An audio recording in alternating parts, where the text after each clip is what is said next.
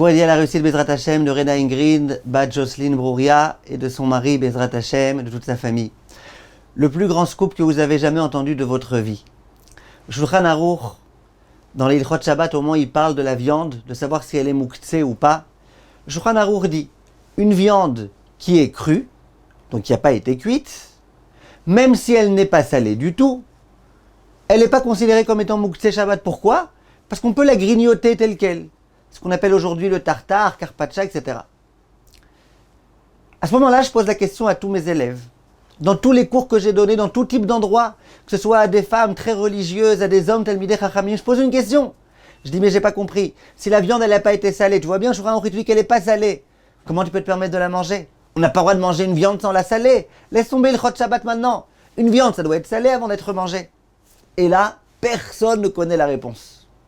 Plus que ça, quand je vais donner la réponse, les gens ils vont dire « Ah bon, on n'a jamais entendu ?» Écoutez le scoop d'aujourd'hui. Vient le Shulchan Aruch, Siman Samer Zayin, Saïf Bet, et il dit « Lefichach mutar lechol basar chai be'adacha belo melicha.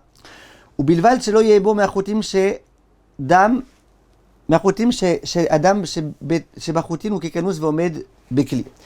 Dit le Shulchan Aruch la chose suivante.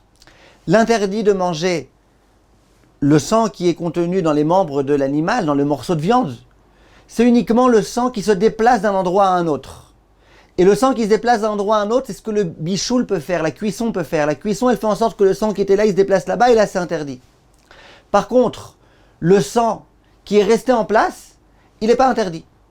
Disent les décisionnaires, donc quand tu as un morceau de viande, tu as de la viande tartare que tu veux manger, tu sais qu'elle n'a jamais été salée.